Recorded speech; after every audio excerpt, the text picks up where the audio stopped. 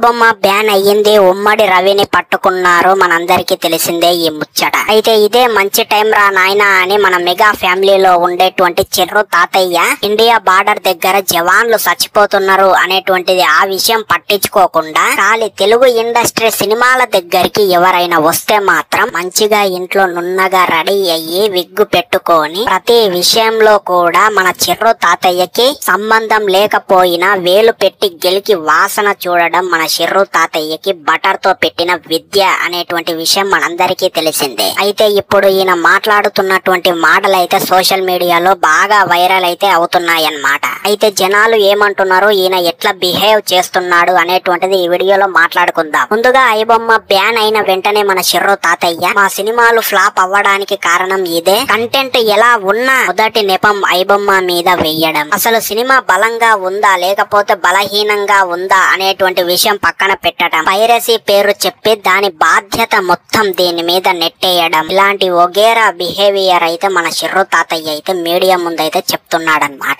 And ఇక ఇంకేమంటుండంటే, నా కొడుకు శరణం నటించిన గేమ్ డేంజర్ సినిమా కూడా ఈ ఐబొమ్మల కావాలని సినిమా రిలీజ్ అయిన సాయంత్రం కల్లానే రిలీజ్ చేశారు. నా కొడుకు శరణం సినిమా గేమ్ చేంజర్ సినిమాకి అందుకే కలెక్షన్లు రాలేవు, సినిమా బాగా ఆడలేదు, అందుకే ఫ్లాప్ అయ్యింది అని చెప్పి ఈ విధంగా చెప్తున్నాడు. అండ్ ఇంకేం చెప్తుండంటే, నా తమ్ముడు నటించిన ఓజీ సినిమా కూడా ఈ విధంగానే సినిమా థియేటర్ లో చక్కగా ఆడక సినిమా రిలీజ్ కాక ముందే హెచ్డి ప్రింట్ ని రిలీజ్ చేసి ఓజీ సినిమా సంకనాగిపోయే విధంగా చేశారు ఆ నా కొడుకులు యాకర్ గాళ్ళు అని చెప్పి మన చిర్రు తాతయ్య సొల్లు గప్పాలైతే మీడియా ముందైతే కొట్టాడనమాట. అయితే ఈ విధంగా మన చిర్రు తాతయ్య మూర్ఖత్వంతో మాట్లాడడం చూసి కొంతమంది ఏమంటున్నారు అంటే, చిర్రు తాతయ్య మీరు సినిమా ముందే భజన వాయిస్తారు, అండ్ ఇక ముఖ్యంగా మీ మెగా ఫ్యామిలీకి యాటిట్యూడ్ ఎక్కువ, అండ్ ఇక యాటిట్యూడ్ కి ఇంకొంచెం యాటిట్యూడ్ యాడ్ చేసే మన పవన్ కళ్యాణ్ అంకుల్ కి యాటిట్యూడ్ ఎక్కువ, ఆయన సినిమాలల్లో యాక్టింగ్ తక్కువ,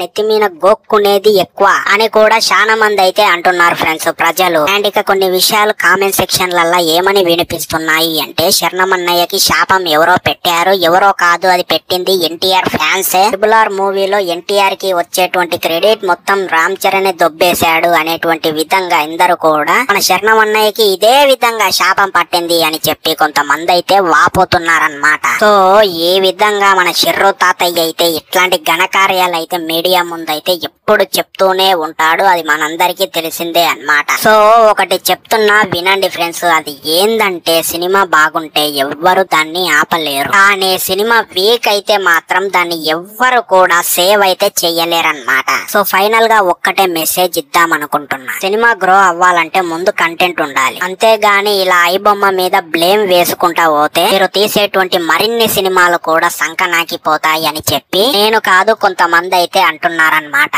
సో ఫైనల్ గా అయితే వీడియో అయితే ఇదే ఫ్రెండ్స్. ఈ వీడియో మీకు ఏ విధంగా అనిపించింది అనేటువంటిది డెఫినెట్లీ కింద కామెంట్ సెక్షన్ లో చెప్పండి. మన ఛానల్ ని సబ్స్క్రైబ్ చేయండి. మళ్ళీ ఇంకో జెన్యూన్ కంటెంట్ తోటి మళ్ళీ కలుద్దాం. Signing off, by.